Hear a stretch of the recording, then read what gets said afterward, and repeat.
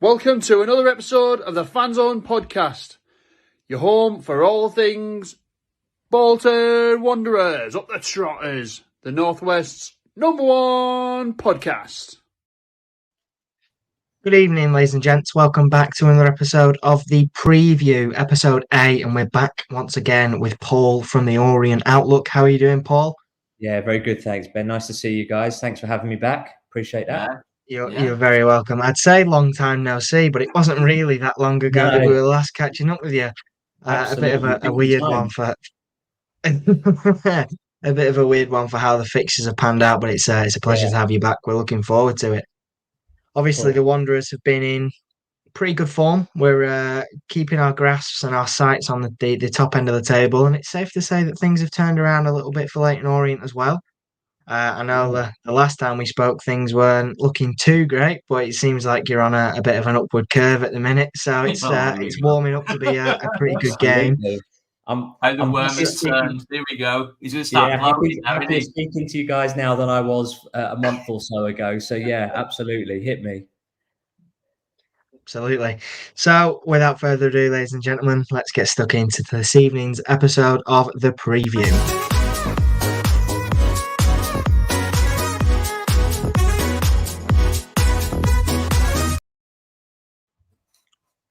So first things first, a warm welcome back to all of you in the chat. It feels like forever since we've done a podcast. I think the Christmas break has been quite an extended one for us here at the Fanzone podcast, but it's a pleasure to have you all with us this evening. Let us know as we go your thoughts on what we're talking about. It's a pleasure to have you all with us. I can see some familiar names in the chat, so thanks once again for joining us. Ben, was that a bit of a dig then when you said a warm welcome? Considering the pitch inspection. It was unintended. I'd like to take credit for that, but unfortunately it wasn't. Paul, talk to us. What's going on, mate? Well, since we last saw you, look, it was a terrible 9 minutes on our part. Schoolboy defending and set up on our part. But we clawed 2 goals back, probably could have walked away with all 3 points at the end of it. But since then, Boxing Day went on. We beat Charlton. You're welcome. Went on and drew with Wickham. And then we went to Cambridge, took all 3 points away from them, 2-0 win there. So that's 3 clean sheets after you. And then we you're welcome again because we ended up beating top of the table Pompey. We are not worthy. That was a complete coupon buster and a complete free hit as far as I was concerned. But the fact that we've come away with all 3 points, we've put in an unbelievable performance. 3 goals first half, reminiscent of, I guess, in a way, what you did to us. Yeah. But from that point of view, couldn't be happier. We're up into 10th now. We're looking up and not down. We're not getting ahead of ourselves, guys, here. Let's not, have delusions of grandeur about the situation. It's a spell that we're going through. We went through a long spell of average to mediocre performances and poor results and not picking up points where we were looking down instead of up. But now I think, if you'd have offered me 10th at any point, at the pre-season, I'd have ripped your hand off and your arm as well. I still think we'll probably end up somewhere between 12th and 16th at the end of the season, and I wouldn't be unhappy or dissatisfied with that. The only reason I would be dissatisfied to an extent is that the Portsmouth game, the Cambridge game, the Charlton game, we know how to win games. We know how to beat difficult sides. So there's no real excuse not to beat difficult sides. And you guys are a difficult side, and I feel slightly more confident, not ahead of myself, but I feel confident we can at least get some sort of a result on Saturday. Well, since half time at ours, you've not conceded. No. And it's almost like, without sort of blowing smoke up your bum, it's almost like that first half maybe, served to be a bit of a turning point. That Wellens half-time team talk, look, just go out there, win the second half, and you've not looked back since. Absolutely. Let's face it, thinking about it and reflecting back, because like you were saying before, it was only the 21st of December when since we last spoke for the game on the 23rd. Yeah.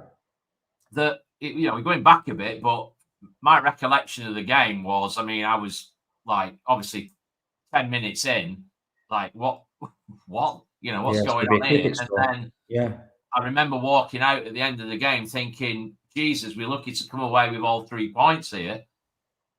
That was our feeling as well, that we didn't get something from the game, that we could have easily have got something. Had we have been more switched on and more astute, we ought not to have been 3 down in the first half, could have walked away with 2-2. But actually, I think you guys probably relaxed a bit, thought, hey, we've got a 3-goal lead here. They've got to score 4 to get anything meaningful out of the game. In actual fact, if we'd have been a bit more clinical towards the last sort of 3 or 4 minutes in added time, we could have probably nicked a goal and nicked a point from you, which I think you would have been fuming. So, it's upsetting that we were in that position in the first place. But you're right, 405 minutes since we conceded a goal. Fantastic. Plus added time. It's good numbers, and usually we follow that up with your season so far. However, since the last time we did that was only a month ago, when we've already covered what's happened since. But let's just touch on that a little bit more. What do you think has been that defining factor for Orient? What's given them that motivation and that belief to go out there and take points from?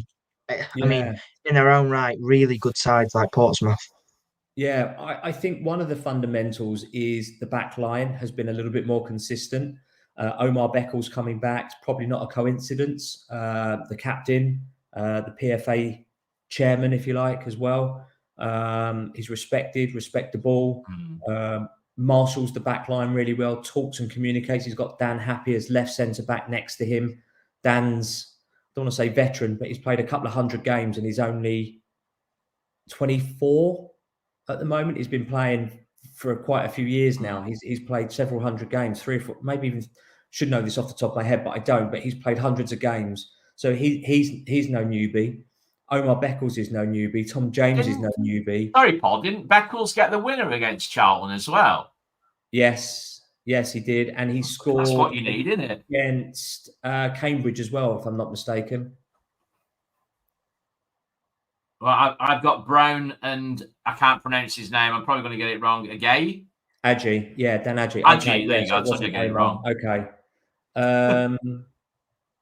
Yeah, like there's goals in him, and it's right. Richie Wellens' sides don't set up to have a 20-plus goal a season striker. The goals were shared quite evenly. Last season, our top scorer was Paul Smith on 10 goals, and he was a winger, an attacking kind of midfielder winger type guy. I think his modern day term is forward, but and he was our top scorer and he missed vast swathes of the season through injury. So Richie doesn't really have a focal point that gets all the goals, for example. So we don't get that. But we share the goals around the team. Jordan Brown, like you say, Dan Ajayi now has come back from injury. He hurt himself and broke himself in pre-season, but we are now starting to see he's going to be a real danger because there's not a lot of scouting you can do. He's come on and been slowly eased back into things. So there's only so much that I guess your scouting reports will probably tell you about him because he's played limited time. But, if you know your football, you've probably seen enough of him to know that he is dangerous. He's skillful on the ball. He's tough. He's not easy to shrug off the ball. He's tricky with his feet and he gets round players well and he glides and he's just, low centre of gravity. So he'll be a danger. Whether he starts or and does 60, 70 minutes or whether he comes on for the last 20, 30 is a question mark. Richie keeps his cards very close to his chest. I know I'm going off topic here, but he keeps his cards pretty close to his chest and as to what team. Even sometimes we don't know what he's going to put out there. We've had midfielder Ethan Galbraith at right back. I mean, the guy's just oozes talent. There's so much quality about him that as a right back, he can as a centre midfielder, and probably a more attacking one.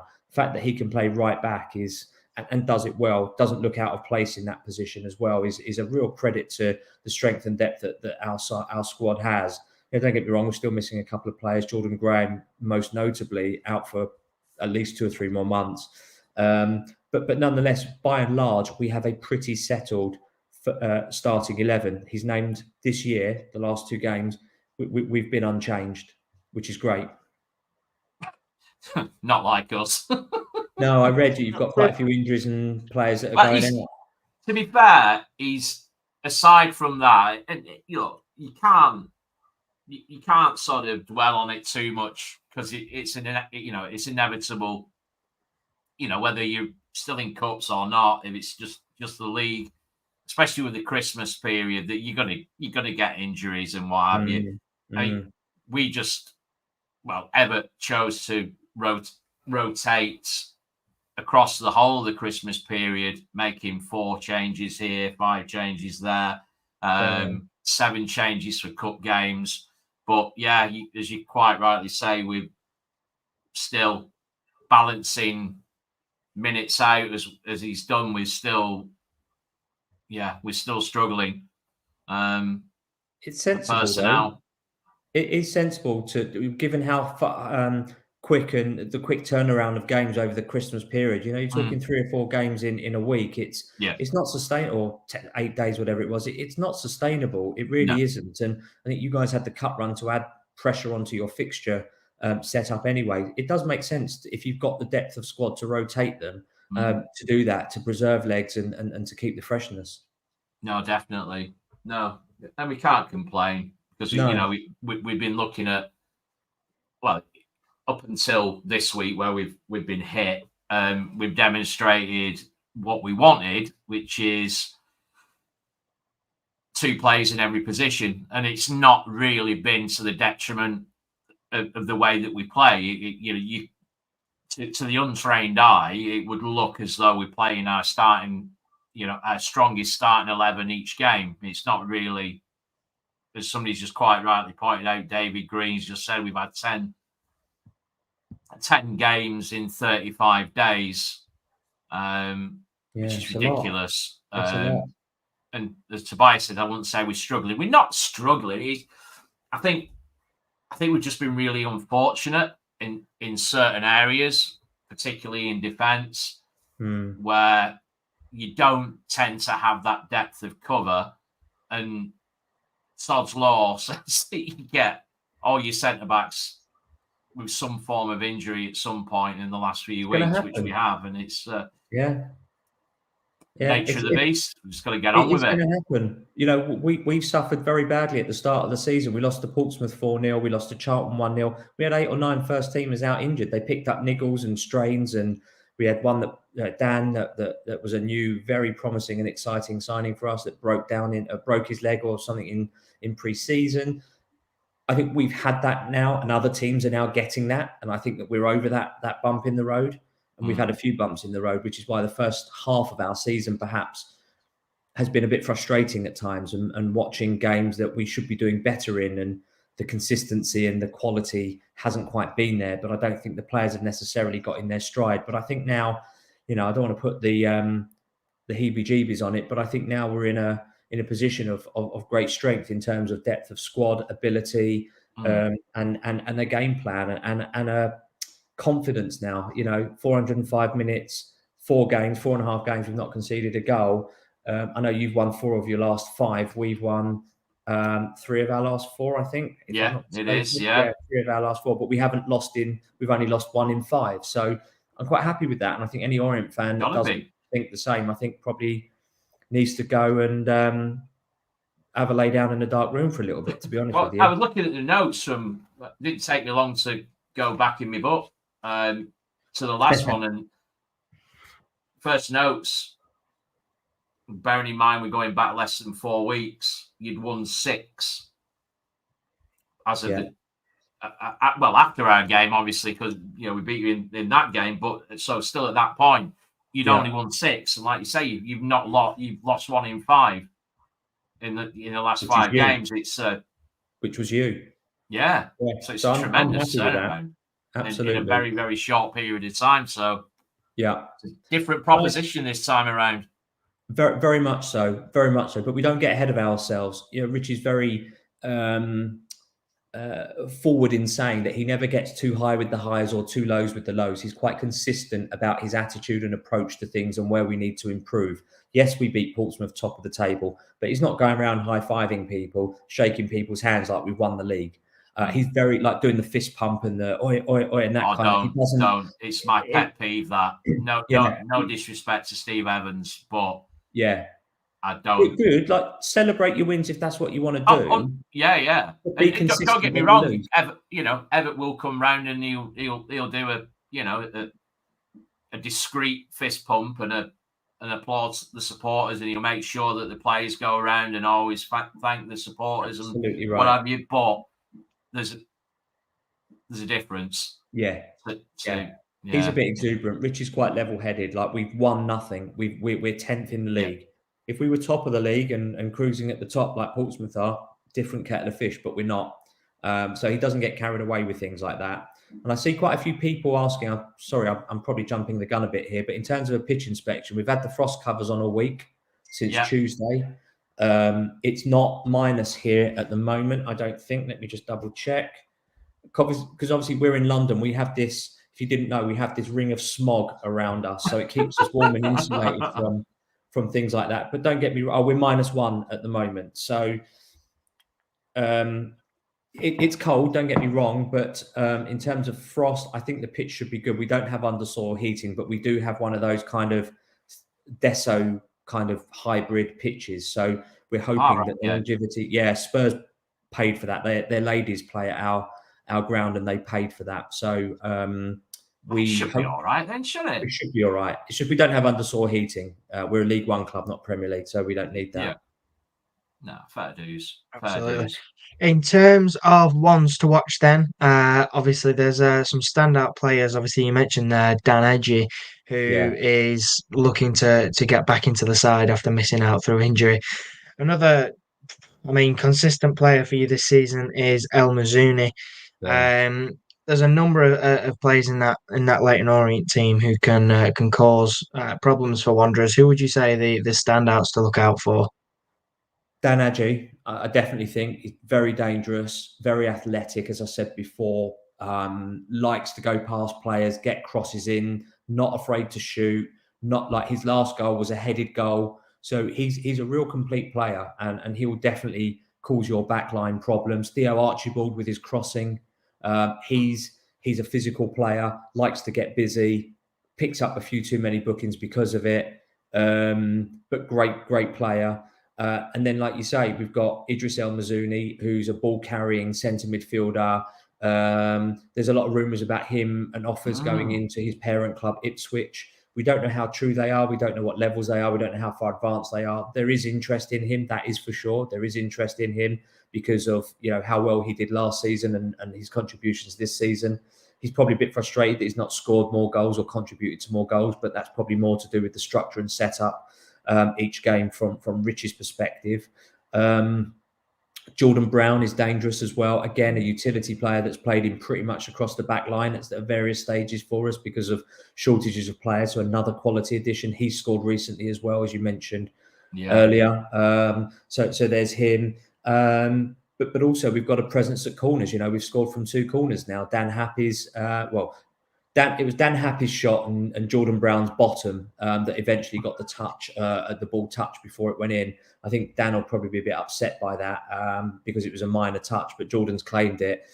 So from that point of view, we seem to be a little bit more potent now. I hope I haven't just put the bad luck curse on us for that. But look, I don't want to sit and go through every single player in our squad, but I think the key ones are going to be Dan Ajayi, and Theo Archibald from attacking perspective, Jordan Brown and Idris from a midfield perspective, but also not to discount, the goalkeeper Sol Bryn saved the penalty last week against Portsmouth. Oh, against Pompey, that would change the game at 2-0, wouldn't it?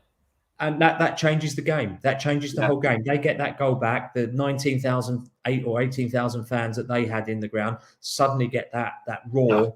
Tails go up, and all of a sudden we're on the back foot. So that was a crucial penalty save, and it's not the odds. I don't think are stacked in the goalkeeper's favour on a penalty. And Sol guessed the right way, and it was I thought a poor penalty in the end actually, because if he'd hit that with pace, he would have probably beaten Sol. But Sol guessed right, got down nice and sharply and saved it. But it took nothing away. I've taken a penalty at Orient, and it's not easy. But a professional footballer that gets a run up shouldn't have that problem. But not not unhappy about that, but obviously because my goalkeeper saved that penalty. So yeah, he's been made important saves as well. What about what I think a few people have mentioned it in the comments, and I certainly noticed it. And I guess we're a little bit biased because of his affiliation with Bolton. Darren Pratley. Perhaps. If you'd have told me at the start of the season that Darren Pratley would have come on against us and been a game changer, I think I'd have probably laughed at you. But completely changed the game. From Ben said it. I noticed it. I think every fan in the chat has mentioned it, that he came on and made a huge difference. Has he played any part since? Yeah, he's. I don't think he started. I can't remember off the top of my head. I don't think he started many, but when he does come on, he is that elder statesman that can just calm things down, that can read the game well. He comes on and gets stuck in, and all right, he's given the ball like every player does, gives it away a couple of times, but then his effort, determination, and desire to then go and win the ball back, which is fundamental. I've got no problem. People make mistakes, they're human beings.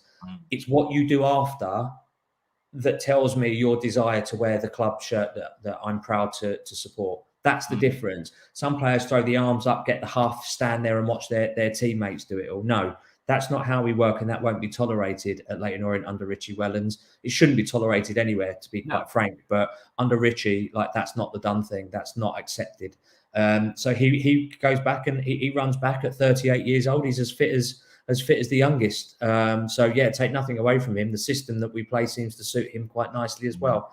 And Rich is quite the tactician. He's quite the thinker, quite the tinkerer as well. I think that's probably not helped us in the past either. But I think we're a little bit more settled now, and he comes on and gives us that experience and a surety.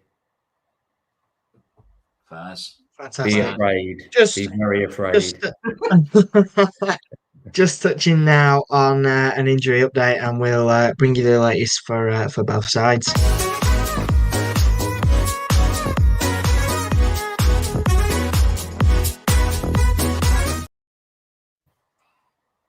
Chris, for the Wanderers, long-term absentee Zach Ashworth is back in the fold. We've started to see a little bit of it recently. It's nice to remember what he looks like. The biggest blow for Wanderers, I think, will be in the form of Will Forrester, who has been ruled out for a little while with an injury. And obviously, Randell Williams, I'm not sure will be back in time for this game. Dannon Lunderloo still out, and as is George Johnston. What do you make of the injury front for the Whites, and who do you expect to come in, and how do you expect we'll fare without those lads? I think we'll be all right. Bit of a sweeping statement. Obviously, Will Forrester is a blow because he started to obviously find his place whilst Guess out in Qatar with Australia. He just can't. He just can't catch any luck, really, can he? It's stop-start for him. If you'd have asked me after the first half at Accrington what I'd have thought about Zach Ashworth coming in, I'd have been uncomfortable with that. I thought his body language in the first half at Accrington was all wrong. Didn't look interested. He was strolling around and just didn't look up for it. Second half came out a different player, and I thought against Luton earlier this week, I thought he was excellent. He showed desire, effort. He didn't seem to tire. He certainly wasn't fazed by Premier League opposition. He was brilliant. He was like a different player. And I guess you've got to look at it from the perspective that he's not been given a chance. He's obviously a player with a lot of potential who's not been given an opportunity. And there must be an element of frustration in there. Obviously, we'll see Iredale coming into that three at the back with Toll and Santos. Toll playing on his favourable right side, which was great to see against Luton. You know what? Against Luton the other night, they may not have been going full tilt. I think Rob Edwards identified that they weren't at the sharpest and at their best, which is understandable against lower league opposition. But still, I thought those three were excellent on Tuesday. I think Williams is back. He was back fit for Tuesday, but he had an illness. So he's over that, as is Demps. Yeah, I think the only concern is that if there's an issue with any of those I've just mentioned, that we haven't, we've got a distinct lack of cover in those positions because we're using our cover. So I think it may force our hand in the January window to bring in a reinforcement or reinforcements in that particular area. But other than that, yeah, no issues. No, we can't moan. I think given his performance against Accrington and when he came on against Luton the other night, and when he came on against Luton away, you can't really. I've made comments which have been a bit out of turn, something about kicking dead dogs in the canal, but I don't think you can discredit Cameron Jerome for effort, putting his body on the line, getting in there, getting stuck in, and I don't know where this turn of pace has come from that he's all of a sudden developed. He's had some afterburners strapped to him or something. I don't know, but he's suddenly decided he's an Olympic sprinter as well, which was nice. So no complaints. Absolutely. And what about over at Leyton Orient? How's it looking on the injury front for you? Obviously, the last time we spoke, it wasn't looking too cracking. Seems like you're on slowly getting to the other side of that, but how's it looking for you at Leyton Orient? Yeah, the treatment room's looking a little bit less busier now. We've still got Jordan Graham out on a long. He had an operation on his knee December time. So he's doing his rehab at the moment. We've got Rob Hunt who's out at the moment, probably another week or two. Ruel Sotiriou was out, but made the bench last week, came on last week. So, yeah, the injury on the injury front, we're looking a little bit fewer and further between at the moment, which is great. I just think that probably there's players that are a bit frustrated that they're not getting as much game time as what they would like, because of availability. Yeah. Well, it's certainly looking like it'll be an interesting game. I don't think anyone can write off Leyton Orient, especially not with the performances that they've been putting in lately, taking points away from teams like Portsmouth. It's going to be a good game, and we are certainly looking forward to it. But I think that just about rounds off this evening's episode, gents. Predictions, Ben. Ooh, go on then. Do you want to go first, Chris? No, I'll let Paul go first. No, you go first. I guess after all, it's only polite, Paul. I'm going to go 2-1 Orient. Oh, right. Hang on. That would cause a little bit of a grumble. Yeah, I'd be happy to see that grumble. Go on, Ben. You can go. I think we'll nick it 2-1 in our favour. I can't see us. I think if we score first, we'll be all right. However, if we let you get a foothold in the game, I think we'll be in for a rough afternoon. I'm gonna go. I'm gonna get told off for sitting on the fence, splinters in my bum and all that. I'm gonna go 1-0. Oh no! Boo! Yeah. and you know what?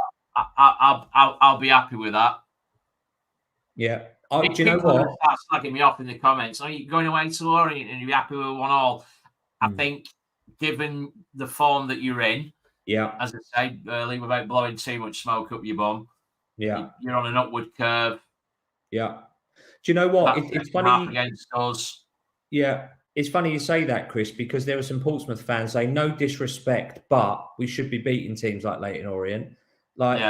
No offense, we're all in the same league. I think I said this last time I was on the podcast. Like in in stature, you're too big for this league. You should be in the top end of the championship. But respectfully, you're not. You're in League One, and there are going to be form teams. There are going to be teams that are smaller than you that you're not to be losing to, kind of in theory. But football's not played in theory or on paper. It's played on a grass pitch. I don't subscribe to that whole. You should be beating those. I understand it. I understand where the thought process comes from. But don't work like that in reality. No. And do you know what? I'd be happy with a draw. Like you, 1-1 draw, 0-0 draw, ball draw. I'd be happy with that. I'd take something from the game. Yeah. And absolutely. Yeah. Thanks for having me back, chaps. Much appreciated. You're very welcome. Sorry, there's been a burning question. I have to bring it up because I've noticed it 3 or 4 times, and I'm going to pop it on the screen. Go on then. And this is for you, Paul, from David Green. Can we ask Paul which Bolton player he would choose from Bolton? So if you were to sign a player, any player, you can have one of our players from Bolton, gift wraps, big bow around him. Who would you have? I saw that question and hoped that you wouldn't be asking me that question because, in all honesty, I don't know your squad that well. I know, is it John Daddy Bodvarsson that you've got? I think he's quite a useful player. I think he did quite well against us last season. But again, like, I'm pretty happy with the squad that not to say that I wouldn't have any of your players, but I don't know like who would come in and take a spot from one of our established team already. So that's a difficult question to answer, and I am trying to dodge it in a sense that like I don't watch you guys enough to know like I'd cherry pick him out and put him in instead of maybe from a striker perspective, we're lacking a kind of threatening number 9, number 10. No, not a 10, like a number 9, like just an out-and-out striker that we just haven't got someone that's... I know Richie, I said earlier, Richie doesn't really play with a striker that gets 20 goals a season, but just someone that can be that poacher in the box, someone that's going to just be in the right place, right time, make that run to the near post, get the touch, beat the defender and nick a goal. We don't really have that. So if you've got that type of player, then I'd be happy with that. Yeah, we have. We've got one of them. Old Dion. Sounds like a Dion to me. Describe Dion Charles, basically, Paul. Dion Charles, yeah.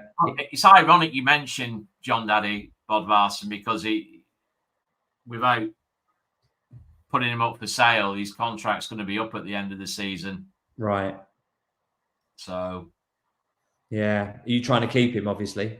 I'd love to keep him. I think what you've said there is very relevant. A lot of away supporters say that about him, that he's a well-respected, he's a quality striker. He's got, I mean, he just oozes class on the pitch. Yeah. But what you were saying about, for example, we were linked with Clark Harris a while ago, with Alfie May, Paul Stockton, who's gone to Barrow this week. That whilst they look individually, and I'm sure they're very, very, they're lauded by their own fans as a cog in your team, would they add any value and would they change anything? Whilst they are brilliant for Peterborough, brilliant for where they're playing at the moment, doesn't necessarily mean that they'd add value to what you're doing as a team. So I get where you're coming from there. It's an argument we've had many a time. Yeah. Who would work best? So, Absolutely. David, thank you for that question for Paul. And Paul, well answered / dodged. Yes. Thank you for all of your comments this evening, and thank you all very much for watching. It's been a pleasure to have you all back with us. We've missed it, in all fairness. It's been a little minute. And we'll be back with you with normal podcast showings on Sunday, as we hopefully, fingers crossed, come back with a 3-point pod for you all on Sunday. But we'll have to see how Saturday pans out. Don't agree with that. Do not agree with that. I wish you every success after the season. I'm sure you'll go up. I'll be rooting for you guys.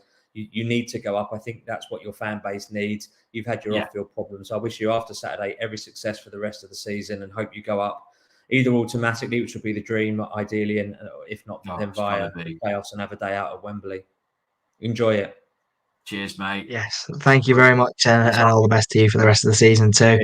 Thank you all very much for watching. Take care, and see you in the